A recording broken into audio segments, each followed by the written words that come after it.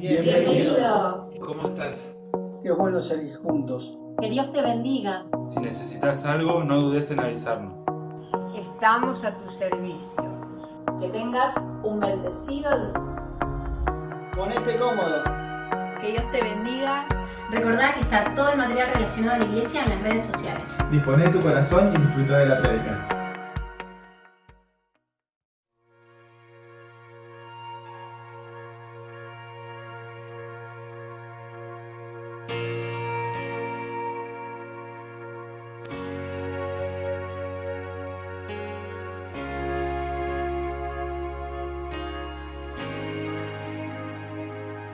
Jesucristo, reinas con poder, soberano, victorioso Rey.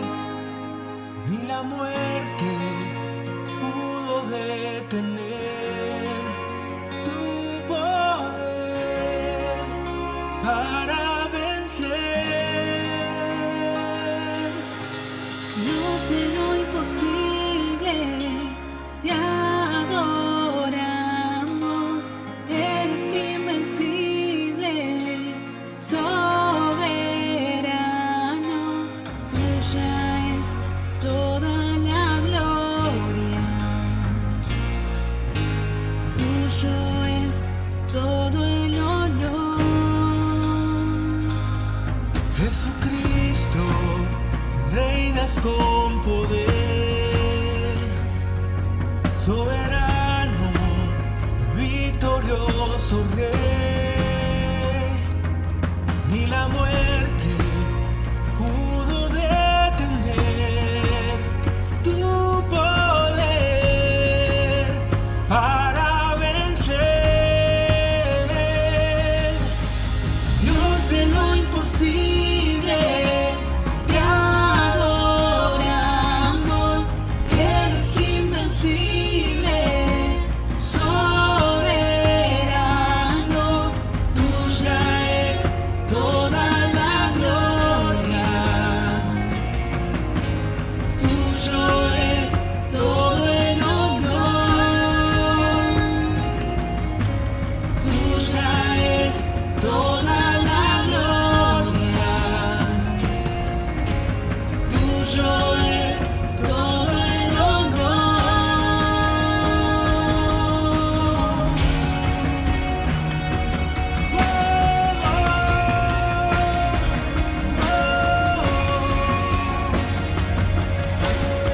Tú eres Dios de lo imposible, Señor. Sé que tú harás más de lo que pueda imaginar, Señor. Dios de lo imposible, te adoramos, eres invencible, soberano, Tuya es toda la gloria, tuyo es todo el honor. Dios de lo imposible, te adoramos, eres invencible, soberano, tuya es toda la gloria, tuyo es todo el honor. Dios de lo imposible, te adoramos, eres invencible, soberano, tuya es toda la gloria, tuyo es todo el honor, tuya es toda la gloria.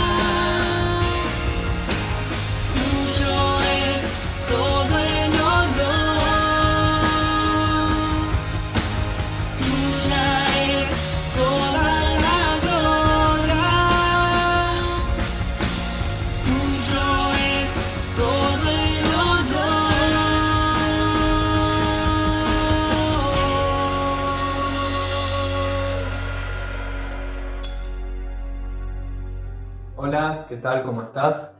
Qué bueno que nos podamos ver, si se puede decir, en este tiempo tan particular que estamos viviendo, pero estamos convencidos de que Dios está al control, sigue siendo soberano y sigue siendo dueño del mundo y de nuestro destino, y no va a faltar ya poquito tiempo que seguramente nos podamos empezar a ver físicamente, ¿no? Hoy dependemos un poco de la tecnología, pero siempre tenemos oportunidad de vernos y seguir compartiendo y edificándonos juntos, y en esta oportunidad tomarnos un tiempito para juntos orar a Dios, juntos aprender un poco más de Él y juntos exaltar su nombre. Así que si por alguna necesidad o algo en particular vos querés comunicarte con la iglesia, no te olvides que tenés las redes sociales, tenés el WhatsApp, el número de teléfono y también la página. Así que por cualquier necesidad que tengas, cualquier comentario, testimonio, algo que quieras compartir, te invitamos a que puedas acceder por ahora a través de esos medios, de esas plataformas para comunicarte con la iglesia. Te invito a que abras tu Biblia, que podamos reflexionar juntos en esta palabra, en este tiempo. Y vamos a leer en Esdras capítulo 7, versículo 10. Y dice: Esdras había decidido estudiar y obedecer la ley del Señor y enseñar sus decretos y ordenanzas al pueblo de Israel. Para meternos un poquito en contextos acerca de Esdras, tenemos que entender que Esdras estaba volviendo con un contingente del cautiverio de Babilonia. Habían estado 70 años cautivos en Babilonia y ya había un buen grupito que estaba volviendo con Esdras a empezar a trabajar un poco en Jerusalén, empezar a trabajar en las tierras, en el templo, a hacer varias cositas para volver a retornar su vida, si se quiere, normal luego de tanto tiempo de cautiverio. Y quiero que entendamos un poquito acerca de Babilonia, ¿no? Porque Babilonia, por ejemplo, aparece en la Biblia 287 veces, un montón de veces, casi tanto como Jerusalén. Y aparece tanto en el Antiguo Testamento como en el Nuevo Testamento. Es decir que la palabra Babilonia, o lo que representa este imperio en la Biblia, es muy importante para la vida cristiana, ha sido muy importante para el pueblo de Israel en ese tiempo. De hecho, estuvieron cautivos durante muchísimo tiempo. Y también es importante entender el rol de esa Babilonia en nuestros tiempos hoy. Incluso es mencionada en Apocalipsis en los tiempos finales. Así que te animo a que para entender un pueblo necesitamos entender la historia, necesitamos entender el origen de ese pueblo. Y Babilonia es mencionada por primera vez en Génesis, capítulo 11, del versículo 1 al 9, vos después lo podés leer ahí en tu casa. Y los habitantes de esa ciudad decían: construyamos en la ciudad una torre que llegue hasta el cielo, de ese modo nos haremos famosos y evitaremos ser dispersados por toda la tierra. Cuando Dios se da cuenta de la intención de estas personas, de esta ciudad, de elevarse y de hacerse su propio Dios, porque esa era la intención de estas personas, Dios dice que les confunde las lenguas para que no se puedan organizar y se dispersen. Por eso es que se llama Babel o Babilonia, se refiere a la confusión de las lenguas que Dios dio para que ese pueblo no avanzara en su obra. Pero si vamos al capítulo anterior, en Génesis 10, encontramos una genealogía de los hijos de Noé, y en particular en Génesis 10:8 encontramos que dice: y Cus engendró a Nimrod, quien llegó a ser el primer poderoso en la tierra. Este fue vigoroso, cazador delante de Jehová, y fue el comienzo de su reino Babel, Erec, Acad, Calné, en la tierra de Sinar. De esta tierra salió para Siria y edificó Nínive, Rehobot y Cala. Después continúa, ¿no?, la palabra. Vemos acá que se detiene dentro de toda la genealogía en un personaje muy particular, este Nimrod. Y cuando estudiamos un poco el significado de su nombre, vemos que en hebreo significa rebelde. Y cuando se refiere a poderoso, significa que gobernaba con gran poder sobre toda esa región que es la Mesopotamia. En el hebreo la palabra es his, y traducido en algunas versiones lo ponen como tirano. Delante de Dios el sentido es una persona que le hace frente a Dios. Entonces vemos que en el origen de estas ciudades tan particulares tenemos a una persona que era poderosa, que era rebelde, que ejercía la tiranía y que se enfrentaba a Dios. Es decir, que la identidad tanto de Babilonia como los pueblos que esta persona funda, como menciona ahí Asiria, Nínive y otras más, la identidad de ese pueblo era la rebelión, la oposición hacia Dios. Fíjate lo que dice, déjame leerte 2 segunditos lo que dice Josefo, un historiador judío, sobre este personaje. Fue Nimrod quien los incitó a tal afrenta y menosprecio hacia Dios. Él era un nieto de Cam, el hijo de Noé, un hombre atrevido y de gran fortaleza de manos. Los persuadió de que no le atribuyeran a Dios, como si fuera por medio de él que habían obtenido felicidad, sino a creer que fue su propio esfuerzo lo que les alcanzó esa felicidad. Fue cambiando gradualmente su gobierno en una tiranía al no hallar otra manera de apartar a la gente del temor de Dios, sino induciéndoles a una tonta dependencia de su poder. Ahora la multitud estaba más que lista para seguir la determinación de Nimrod y a considerar una muestra de cobardía el someterse a Dios. Podemos ver muy claramente que el fundador de este pueblo y los primeros actos de esta ciudad eran en completa rebeldía, en completa oposición a Dios y a todo lo que Dios representaba. Al igual que Satanás, creyeron que si podían subir sobre las alturas de las nubes llegarían a ser semejantes a Dios. Esto podés leerlo en Isaías 14:14. Luego también Pablo en una de sus cartas describe un poco sobre la maldad y en 2 Tesalonicenses 2:4 leemos: el cual se opone y se levanta contra todo lo que se llama Dios o es objeto de culto, tanto que se sienta en el templo de Dios como Dios, haciéndose pasar por Dios. Entonces entendemos el origen de esta ciudad como un origen completamente opuesto, rebelde y contrario a todo lo que Dios es y significa. Y curiosamente todos estos pueblos que salieron de este lugar estaban en continuo conflicto con el pueblo de Israel. Y es más, el pueblo de Israel muchas veces se contagiaba de las actitudes, se contagiaba de las costumbres de esos pueblos. ¿Qué otras cosas podemos ver en la Biblia rapidito? En Isaías 47 dice: porque te confiaste en tu maldad, diciendo, nadie me ve. Tu sabiduría y tu misma ciencia te engañaron y dijiste en tu corazón, yo y nadie más. Vemos que claramente en este sistema el hombre es el centro. Y su impacto, el impacto de todo este sistema fue a todas las naciones. En Jeremías 51:7 leemos: copa de oro fue Babilonia a la mano de Jehová, que embriagó a toda la tierra, de su vino bebieron los pueblos, se aturdieron por tanto las naciones.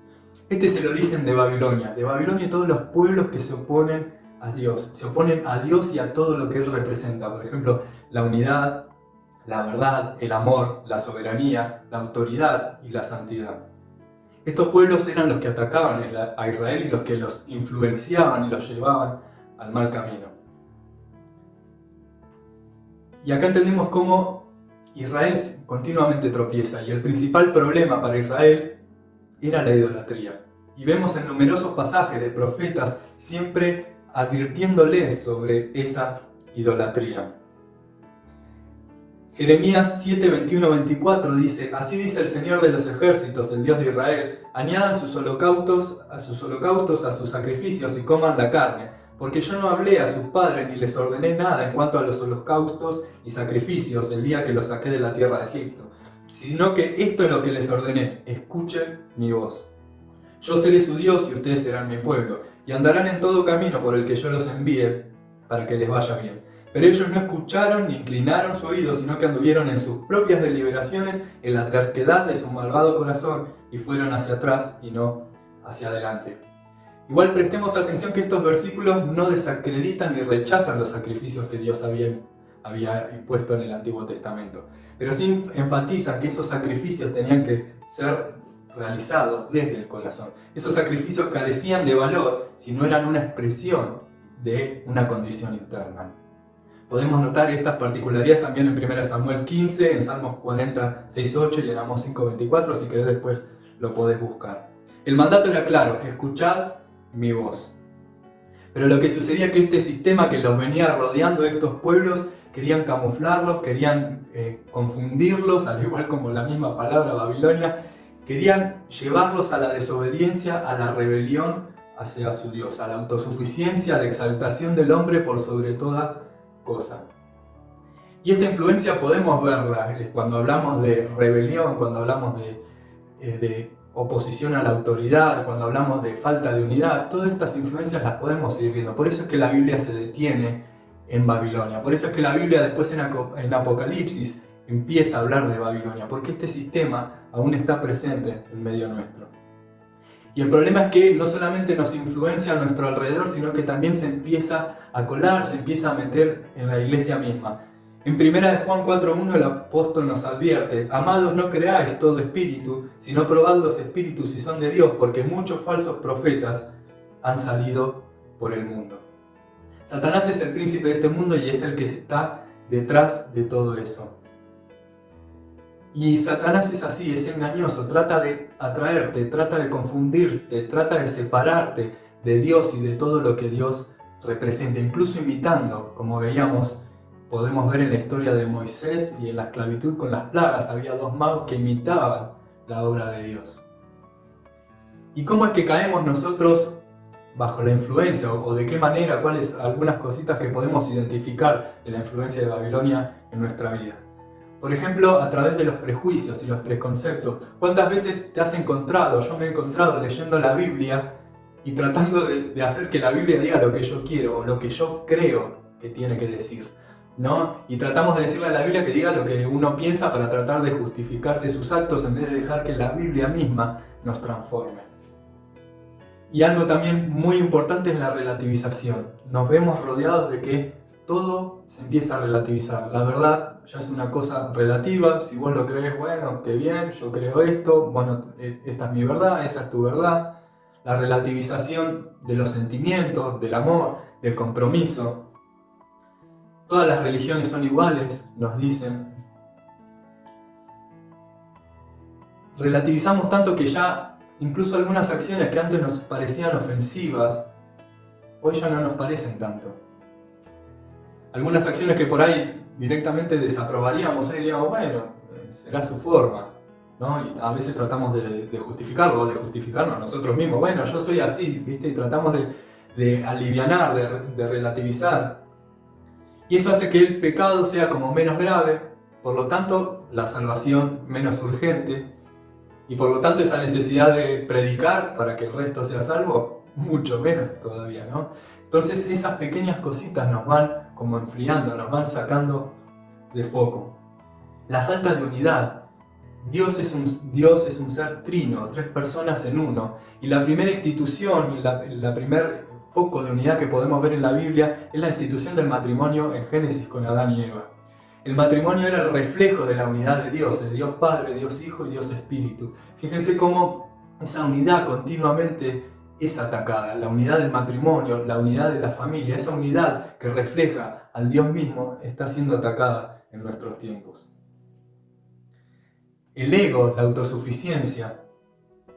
¿Cuántas veces, no sé si vos te has encontrado, yo te estoy hablando de mí, encontrarme como tratando de que alguna palabra o alguna acción deje contento a alguien. Deje contento en el sentido de estoy intentando agradar para quedar bien, ¿no? No intento, me olvido de Dios y estoy quedando bien con lo que digo o con lo que hago con Dios, sino que trato de aparentar hacia otro. ¿Por qué? Porque yo quiero quedar bien. O cuando hay un problema, tratar de decir, bueno, Dios, no te encargues, ni siquiera pegar una oración ahí de pasada, decir, bueno, yo soluciono, yo listo, sí, me encargo, tal problema, soluciono, bueno, salud, pasa esto, el dinero, bueno, me meto en más negocios y sin depender de Dios. O cuántas veces por ahí, quizás los más jóvenes estando en las redes sociales, intentamos hacer cosas para recibir me gustas o para que nos repitan, nos retuiteen, nos compartan la publicación que nos hicimos porque nos gusta. Wow, mirá, eso es lo que está circulando hoy en día y uno como que, ay, mirá qué lindo, ¿no? Y a veces actuamos o pensamos incluso las fotografías o las palabras que vamos a decir en función de un me gusta en vez de en función de este es mi hijo amado en quien yo tengo complacencia. ¿No? Y en vez de levantar altares a Dios y reconocer a Dios, decimos, mirá lo que hice, mirá mi éxito, mirá el título que yo gané, mirá todos los cursos que yo hice, mirá mi éxito laboral, mirá mi empresa. Al final estamos haciendo como los de Babel, construyendo nuestro ego para hacernos igual a Dios. Y es muy sutil porque se nos mete, no nos damos cuenta, y eso se nos mete.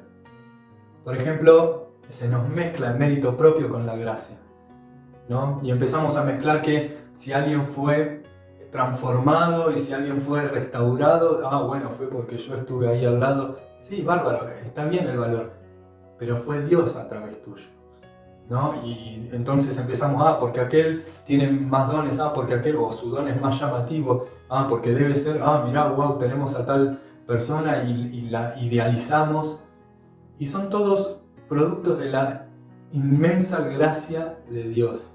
Que podamos hacer algo, que no podamos hacer, es todo producto de su inmensa gracia. Nosotros no ganamos absolutamente nada, pero esa meritocracia se nos mete. El mundo te dice, vos tenés que hacer para valer algo, cuando Dios te dice, yo te creé con un valor. Y por ese valor que vos tenés, por ese amor que vos vas a tener, es que vas a hacer. Se invierte.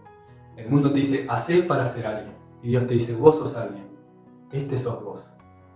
Y yo te creé con un propósito. Y es así muchas veces que funciona. Brevemente te menciono, hay una teoría política que la describió una persona que se llama Overton, de una de las grandes grupos de estudios políticos en Estados Unidos, y lo que él estableció se llama la ventana de Overton, y le permite al político saber si su opinión va a chocar o no contra la opinión de la sociedad, si su opinión le va a sumar puntitos para los votos o le va a restar. Y lo que hizo Overton fue separar la opinión acerca de una idea, supónganse la opinión acerca del aborto, la opinión acerca de la pena perpetua, la opinión acerca de cualquier tema, y la dividió como en categorías, como en estados de aceptación, si se quiere, que va de lo impensable, lo radical, lo aceptable, lo sensato, lo popular y lo político. Entonces, de acuerdo a dónde cae socialmente esa idea, el político tiene más libertad para expresar una opinión, para ver si junta más o menos votos. Y un novelista, tomó esa idea, la llevó al siguiente nivel y propuso, por supuesto en una novela, que alguien podía manipular. Entonces alguien podía agarrar una idea completamente loca, impensable, radical, y llevarla a ser ley. Por eso, supuesto, eso es una novela, ¿no? Pero no sé si te puedes dar cuenta de cuántas cosas que hace años atrás eran impensables o radicales, hoy son populares, bien aceptadas e incluso llegan a ser ley. No es que alguien esté al control, que haya un Bill Gates que larga la pandemia y te quiere meter la vacuna. Eso es conspiración y eso es darle lugar más entidad a una persona que a Dios mismo, ¿no? Pero cómo esas cositas, cómo van mutando cada uno de esos conceptos y se nos van metiendo de a poco en medio nuestro. El Salmo 135:6 dice, todo cuanto el Señor quiere lo hace en los cielos y en la tierra, en los mares y en todos los abismos. No caigamos en la conspiración, ¿sí? Isaías 8:12-13 dice, no llaméis conspiración a todas las cosas que este pueblo llama conspiración, ni temas a lo que ellos temen, ni tengas miedo. A Jehová de los ejércitos, a él santificar.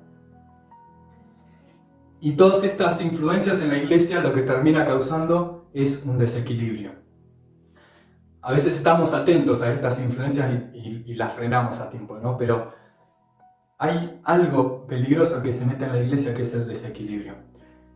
Ahora que estamos en tiempo de pandemia, empezamos a tener en mente un poco más en cuenta lo que es la salud. La salud se define como un estado de completo bienestar físico, mental y social, y no solamente la ausencia de afecciones o enfermedad. Es decir, que es una cuestión de equilibrio entre lo físico, lo mental y lo social. En biología, ese término para equilibrio se llama homeostasis. La homeostasis es el equilibrio, la conservación de un mismo nivel de determinados parámetros. Por ejemplo, la presión arterial se mueve dentro de un nivel chiquito, la temperatura corporal se mueve dentro de un nivel chiquito, por ejemplo, la glucosa en sangre, la famosa glucemia. Todo está regulado en un cierto equilibrio, y cuando uno de esos parámetros se desequilibra, ¡pum!, ahí aparece la enfermedad. Y muchos de los patógenos y estos bichos que andan dando vuelta y produciendo enfermedad, justamente lo que hacen es desequilibrarnos. Y el desequilibrio también entra en la iglesia. ¿De qué modo? Cuando nosotros le damos más entidad a un aspecto que a otro. ¿Sí? Por ejemplo, Dios instituyó la iglesia, Dios nos dio el Espíritu Santo y nos dio la palabra. No sé si alguna vez te has encontrado con que por ahí lo más importante de tu vida, por ahí era el Espíritu y orar y todo eso, y dejamos como de lado por un montón de tiempo la palabra, el estudio de la palabra, ¿no? Eso es estar desequilibrado. O no sé si te pasó alguna vez de, sí, soy estudioso, me encanta el diccionario griego, diccionario hebreo, todos los comentarios, y después nos perdemos el tiempo de oración o el tiempo de comunión en el cuerpo con la iglesia. Todos esos desequilibrios hacen mal a la iglesia. Imagínate intentar caminar, que te falte o algunos dedos o una pierna. Necesitamos todo para poder tener una vida saludable. Y en el cristiano tenemos que entender que todas las cosas que la Biblia nos dice son necesarias. Algunos por ahí tendremos más facilidad para una que para otra, pero todas son necesarias para la salud de nuestra vida cristiana. Por ejemplo, uno de los desequilibrios que a veces se nos meten de afuera es el dolor, el sufrimiento. Y muchas veces ha entrado una corriente dentro del cristianismo, a veces lo denominan como superfe o basta de sufrir, y que el cristiano parece que no tiene derecho a pasarla mal, que no hay propósito en el sufrimiento, que hay que evitarlo a toda costa, que el sufrimiento significa castigo de Dios. Y nos meten tanto la idea de que el sufrimiento está mal. De hecho, Estados Unidos, por ejemplo, tiene problemas con algunas drogas que justamente lo que sacan es el dolor, son algunos opiáceos, algunos derivados. Tienen un problema, ¿por qué? Porque quieren todo el tiempo la sociedad decirte escapar del dolor. El único foco, lo único importante es la felicidad, como esté definida por la sociedad lo que es felicidad. Y se nos mete esa idea y perdemos de vista cómo Dios también trabaja en medio del dolor, ¿no? Y cómo Dios es soberano en tu salud, es soberano en tu enfermedad, es soberano en tu prosperidad y también es soberano en tu escasez. Hay desequilibrios también, por ejemplo, en las emociones. ¿Cuántas veces somos como recontrapasionados, sí? Vamos para allá y somos desenfrenados y bueno, soy débil, soy un apasionado, ¿no? A veces decimos, ¿no? En Judas habla de emociones que no dan fruto. También Pablo le escribe a Timoteo acerca de las emociones, acerca de las personas que aparecerían en los últimos tiempos. Personas que aman más los deleites, personas que tendrán apariencia de piedad pero negarán la eficacia de ella. A esto se evita.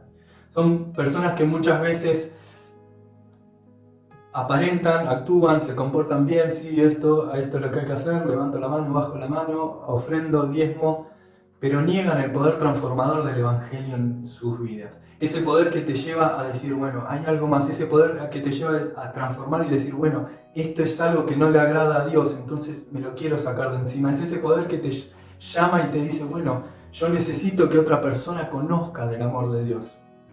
Y todas estas influencias nos desequilibran y nos confunden y a veces terminamos haciendo de nosotros mismos nuestros propios reyes.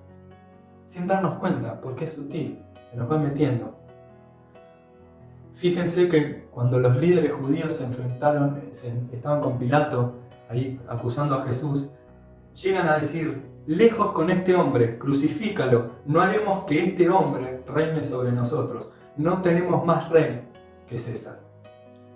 Que no lleguemos a decir eso, ¿no? Que su Espíritu Santo nos empiece a trabajar en nuestro corazón y que podamos empezar a identificar esas influencias que se oponen a Dios, que se oponen a la unidad del cuerpo, que se oponen a la verdad, que se oponen a la soberanía, que se oponen a la autoridad. Que podamos identificar, reflexionar en nuestras vidas todas esas cosas que nos están influenciando. El problema del pueblo fue alejarse de la palabra de Dios. Oseas 4:6 dice, por falta de conocimiento pereció mi pueblo. Entonces ellos terminaron siendo dominados por este imperio, por Babilonia. ¿Y saben lo que Dios dijo al respecto cuando fueron invadidos? Ahí está presente el profeta Jeremías. Y en Jeremías 29:4-10, después lo voy a leer, yo te voy a leer algunos versículos, dice, procurad la paz de la ciudad a la cual os hice transportar, y rogad por ella a Jehová, porque en su paz vosotros tendréis paz. ¿No? Y a veces nosotros cuando estamos en este tiempo de aislamiento, que medio que te obligan a estar encerrado, vos decís, tengo que salir, ¿cómo no me van a dejar ir a la iglesia? ¿Cómo me van a...? Orad por paz en ese lugar donde vos estás. En ese momento en que te toca vivir, procurad la paz de tu ciudad. A veces encontramos hermanos muy efusivos o uno mismo se pone, bueno, pero ¿cómo no puedo ir a acompañar a alguien? ¿Cómo no puedo ir juntarme y cantar, juntarme con mi hermano a alabar a Dios? A veces nos metemos quizás en la vieja forma. Cuando el pueblo de Israel es invadido, ellos tenían su templo, ese era su lugar de reunión. Y algo lindo que apareció en este tiempo de cautiverio, en este tiempo donde fueron dominados, fueron las sinagogas. Las sinagogas eran pequeños espacios donde pequeñas partes del pueblo que estaban dispersados se podían juntar para compartir entre ellos y ser edificados en la ley de Moisés, en la palabra de Dios. ¿No? Como incluso durante ese tiempo de dificultad hubo alternativas y ellos entendieron que está bien, el templo después iba a aparecer porque era importante para ellos. Pero cómo entendieron de que necesitaban seguir alimentándose, necesitaban seguir encontrándose y no estaba el templo, bueno, empezaron a formarse estas sinagogas. Y este modelo es el que toman los primeros cristianos, ¿no? Este modelo de sinagoga, de ir de casa en casa, de juntarse, de orar, de aprender. Entonces, ¿cómo evitar que esa influencia se nos meta? Tenemos que entender primeramente que nosotros somos templo del Espíritu Santo. Vos y yo somos templo del Espíritu Santo y donde estemos y donde nos podamos juntar, sea físicamente o a través de WhatsApp, de Zoom, de Jitsi, de cualquier plataforma, nosotros nos podemos juntar y ser iglesia, porque Dios está ahí en medio nuestro. Él no vive, no atiende solamente en Diagonal 74, ahí en ese edificio. Él no vive ahí, Él vive en tu corazón y en mi corazón. Por lo tanto, podemos estar seguros de que nosotros tenemos pleno acceso a su presencia por medio de su Hijo Jesucristo. Y podemos seguir haciendo iglesia. Quizás no nos podemos juntar todos, pero podemos seguir haciendo iglesia. Iglesia con tu familia, iglesia con tu vecino, iglesia con el que te puedas encontrar físicamente o virtualmente. Esdras había decidido estudiar y obedecer la ley del Señor y enseñar sus decretos y ordenanzas al pueblo. Dice otra versión, Esdras preparó su corazón. Esdras tomó una decisión de aferrarse a su palabra. Esdras primero tuvo que determinarse para poder avanzar. Es tiempo de determinarnos, es tiempo de decir, el entorno no me puede influenciar. Yo me tengo que basar en la palabra de Dios. Y lo primero que hizo fue escuchar y estudiar su palabra. Segundo fue cumplirla. Y tercero, ir y enseñar.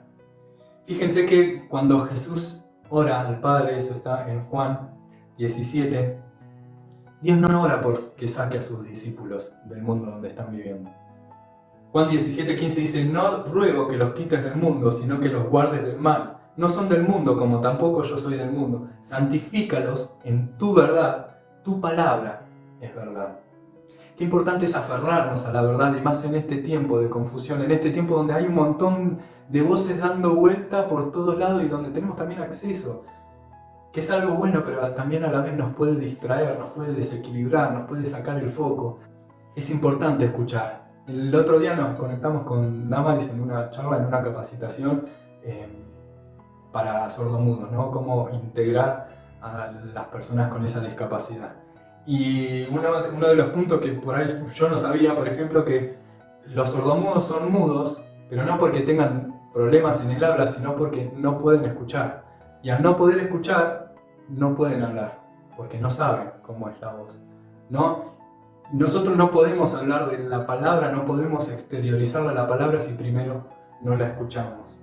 Y esto nos va a servir para poder identificar las copias y no comprarnos cualquier cosa. Para poder identificar las falsas enseñanzas, los falsos maestros, los falsos movimientos que andan alrededor nuestro. Me acuerdo cuando estaba en la facultad, que estaba en una materia que se llama hematología, que estudia las células que están en la sangre. De la materia de 4 meses estuvimos casi 3 meses viendo sangre de personas normales. El profesor nos mandó durante casi 3 meses a estudiar la condición normal. ¿Por qué? Porque nos dijo, si ustedes saben identificar el estado normal de un paciente, cuando vean aparezca una anomalía, la van a identificar al toque. Y yo no les voy a tener casi que ni enseñar cómo encontrar esa anomalía, porque ustedes van a estar tan entrenados en cómo es la verdad, cómo es la normalidad, cómo es la salud, que ustedes ante cualquier anomalía la van a detectar. Es importante estudiar y conocer la verdad. En un mundo de mentiras, ahí tenemos que revelarnos y abrazar la verdad, sin perder el equilibrio. Necesitamos escuchar la palabra, hacerla, pero también enseñarla. Dios nos llamó en este tiempo, en este lugar, a ser sal y a ser luz. Nos llamó a ser ejemplo, a ser discípulos de Jesús y a hacer que otros también se conviertan en discípulos de Jesús. Ser discípulo de Jesús es imitarlo a Él, es ser un reflejo de lo que Él hace, de lo que Él piensa, de lo que Él ama, de lo que Él aborrece. y no ser un reflejo de Babilonia, no ser un reflejo de la sociedad, sino un reflejo de su misma presencia. Tenemos que empezar a dar frutos. Es importante salir a dar frutos. ¿Y cómo nos damos cuenta de que un fruto es maduro? Cuando empieza a enriquecer al otro. El fruto, cuando es maduro, tiene todos los nutrientes para enriquecer a la otra persona. Y el fruto inmaduro, la planta cuando aún no está con el fruto maduro, es porque todavía necesita nutrirse para poder alimentar ese fruto para recién darlo. Necesitamos nutrirnos de Dios, necesitamos nutrirnos de la palabra, necesitamos nutrirnos en la iglesia, en la Biblia, en comunión con su Espíritu Santo para dar fruto fresco, fruto bueno, que enriquezca y edifique a la otra persona. Que podamos en este tiempo reflexionar y, como escuchábamos en las otras reflexiones, en Salmo 143:10, poder decir: enséñame a hacer tu voluntad, porque tú eres mi Dios. Tu buen espíritu me guíe a tierra de rectitud. Poder hacer como nos dice Pablo en Romanos, que nuestra mente sea transformada para poder entender cuál es la buena voluntad de Dios para nuestra iglesia en este tiempo. Colosenses 2:6 dice: por tanto, de la manera que habéis recibido al Señor Jesucristo, andad en Él, arraigados y sobreedificados en Él, confirmados en la fe, así como habéis sido enseñados, abundando en acciones de gracia. Permanecer, sobreedificados, enseñados, escuchar y hacer.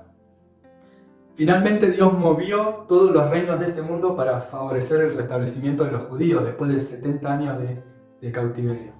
De igual manera, de esta misma manera, el Señor prometió y va a cumplir, y esto lo leemos en Apocalipsis 11:15, el reino del mundo ha venido a ser el reino de nuestro Señor y de su Cristo. Él reinará por los siglos de los siglos. Así que, como dice 1 Tesalonicenses 5:6, por tanto no durmamos como los demás, sino que velemos y seamos sobrios. Velad también aparece en numerosas ocasiones en 1 de Pedro. Y este es un versículo muy conocido en 1 Pedro 5:8, dice: sed sobrios y velad. La palabra sobrios dice ser templados. ¿Dios nos guarda? Sí. ¿Dios nos da herramientas? Sí. Pero seamos sobrios y tengamos cuidado con las influencias del entorno. Ser sobrios es ser templados, es ser equilibrados. Finalmente, en Apocalipsis vemos varias cartas o una serie de cosas escritas a 7 iglesias, ¿no? Donde les escribe cosas buenas, atributos buenos que tenía esa iglesia y otros atributos que tenía que cambiar, que era necesario, ¿no? Y es particularmente notorio que después de todas esas cosas que le dicen las 7 iglesias, en Apocalipsis 3:17 dice: he aquí yo estoy a la puerta y llamo. Había varias iglesias que por ahí se les había corrido la mirada. Y cuando hablamos de iglesia hablamos de personas, ¿no? De una iglesia tal que la iglesia de allá, ¿no? Hablamos de nosotros, que somos la iglesia. Algunos que se habían olvidado de su primer amor, algunos que se habían enfriado, otros que tenían que arrepentirse. Pero en todas esas situaciones, por más que algunos estuvieron confundidos, Dios les dice: he aquí, yo estoy a la puerta y llamo. Muchas veces utilizamos ese versículo como para las personas nuevas, ¿no? Que Dios está ahí. Y es verdad, Dios está siempre llamando a todos al arrepentimiento y a conocer de su amor y a ser hijos de Dios. Pero en este caso, en ese contexto, Dios le está diciendo a la iglesia: he aquí, yo estoy a la puerta y llamo. El que abre, yo cenaré con él y él conmigo. Y creo que este es un tiempo más que de cautiverio por la pandemia, es un tiempo donde estamos saliendo del cautiverio, es un tiempo es un tiempo de reflexión donde Dios está ministrando nuestras vidas y nos está diciendo: bueno, ustedes han sido influenciados, vos Andrés, mirá, te metiste con esto, pero es tiempo de que te aferres a la palabra, es tiempo de que estudies lo que yo mandé, es tiempo de que te involucres en el cuerpo de la iglesia, es tiempo de que aumentes tu comunión con el Espíritu Santo para que vos puedas salir a dar frutos, a hacer sal, a hacer luz en medio de un mundo de caos, en medio de un mundo de desolación, de tristeza, de confusión, poder ser reflejo, ser un discípulo de Jesús y empezar a ser los obreros de esa cosecha de la que tanto se está hablando. Se está hablando de una cosecha, pero cuando Dios envía a los 70 a la cosecha, les dice: oren por obreros, pidan por obreros, porque la cosecha se viene. Que nosotros podamos tomar esta posta y decir: Señor, yo quiero ordenar mi vida, quiero acomodarme, quiero despojarme de todas esas cosas que a vos no te pertenecen, que se oponen a tu misma esencia, y poder agarrar y tomar esa misión que vos me diste y ser parte de la gran cosecha, ser un obrero de tus propósitos. Así que Dios nos está llamando. He aquí, yo estoy a la puerta y llamo. Es tu decisión, es mi decisión, es una decisión personal, pero es un tiempo donde algo tiene que cambiar. Y el avivamiento va a ser un avivamiento cuando la iglesia salga a avivar al mundo, cuando la iglesia salga a impactar. El avivamiento no es para quedarse encerrados, calentitos y contentos y hablando en lenguas. El avivamiento es para salir e impactar con el reino de Dios a toda nación, a toda persona. Así que te invito a orar, a unirte a mí en oración, orar por esta palabra y orar también por aquellas personas que están pasando dificultad en este tiempo tan complejo y tan delicado. Padre amado, te damos gracias por tu palabra. Padre amado, te damos gracias, Señor, porque tu palabra es la verdad. Tu palabra es nuestra seguridad. Tu palabra, y nosotros podemos entender tus propósitos, lo que vos querés para tu iglesia. Señor, queremos ser parte, Señor, pero también entendemos que nos hemos quizás dejado influenciar por algunas cosas, Señor. Quizás nos hemos desviado, nos hemos desequilibrado, Señor, pero queremos en el nombre de Jesús que tu Espíritu Santo traiga ese equilibrio. Que tu Espíritu Santo, Señor, quite, Señor, todo aquello que no te pertenece, todo aquello que se opone a ti, Señor. Queremos ser parte de la gran cosecha que vos tenés preparada para los últimos tiempos. Padre, te damos toda la gloria, Señor, y clamamos, Padre, por aquellos que están en dificultad, por aquellos que están desanimados, por aquellos, Señor, que están abatidos, que están caídos, que no encuentran la salida, Señor, que podamos ser de sustento, Señor, que podamos ser útiles, que podamos ser herramientas en tus manos para levantarlos, para transmitir tu paz, para transmitir tu amor, para transmitir tu cuidado, tu misericordia, Señor. Te damos gracias por tanto amor. Nos encomendamos en tus manos, Señor, y queremos, Señor, proponernos en nuestro corazón, como hizo Esdras, estudiar tu palabra, cumplirla y enseñarla. Señor, como hizo Esdras, comprometernos, Señor, a escuchar tu voz que tenés preparada, Señor, tu dirección que tenés preparada para este tiempo. Te damos toda la gloria y todo el honor en tu nombre. Amén.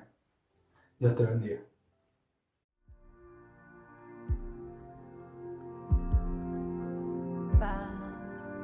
Dame de tu paz, tormentas cesarán al oír tu llamar.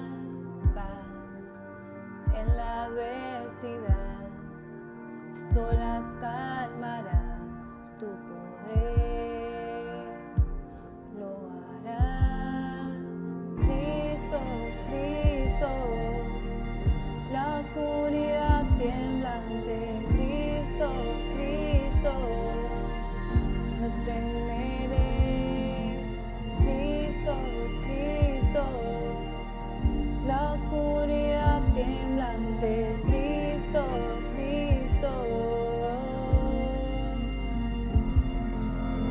Hoy sopla viento en mí, te adoro a ti otra vez.